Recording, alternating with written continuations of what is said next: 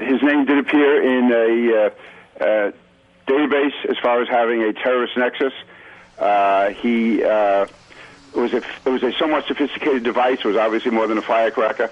He himself has third-degree burns, and he is being questioned. And obviously, this is being looked upon very seriously.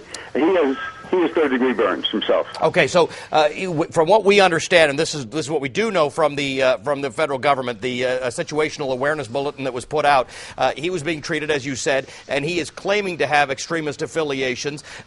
What do we know about this explosive? It was initially reported that it might have been firecrackers, possibly because of the size of it or how it went off. Do you know anything about, was it strapped to his leg? We've heard that. No, I cannot tell you what it was. I've been given some indication what it was. It was certainly more than a firecracker, and it appears to be a different type of detonation that has been used before. And again, it could have been far more serious than it turned out to be. And it's again, if fortunately, we were lucky on this one, but it could have been. It could have been devastating if it had gone off the right way and at the right time. Representative, you know a great deal about airport security, obviously, given your experience on the committee. Let me ask you this. Whatever that device ends up having been, does it strike you as something that should have made it onto an aircraft? No, I think it should have been detected, again, from what I know. And also, we've been concerned about the al-Qaeda situation in Nigeria. In fact, the U.S. government actually gave body detection devices to the Nigerian government just last year.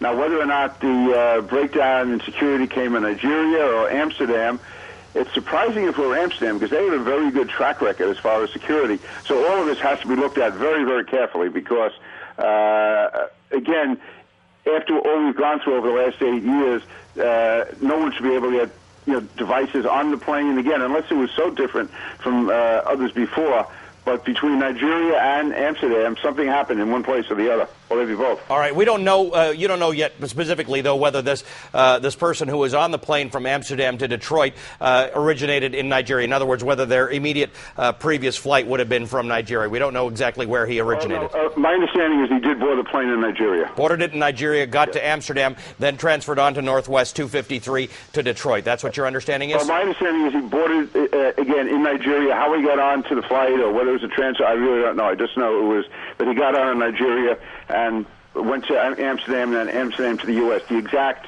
whether he left one plane for another, I don't know. Okay, I understand that you do know, or you believe you know the name of the identity. We're not in a position to say that on CNN yet. We are working to confirm that. That said, Representative, what do you know about the motivation behind this, or the connection that this person might have with terrorist organizations? Again, my understanding is that his name was in the database, that he does have al-Qaeda connections, certainly extremist terrorist connections, and his name popped up pretty quickly.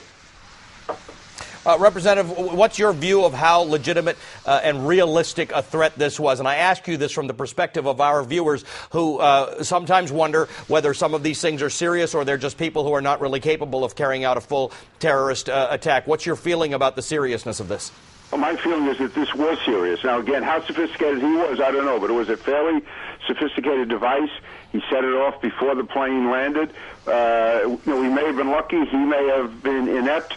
But the fact is, considering his background that I believe I'm aware of, considering the fact that it was a somewhat sophisticated device, I would say we ducked a bullet on this one.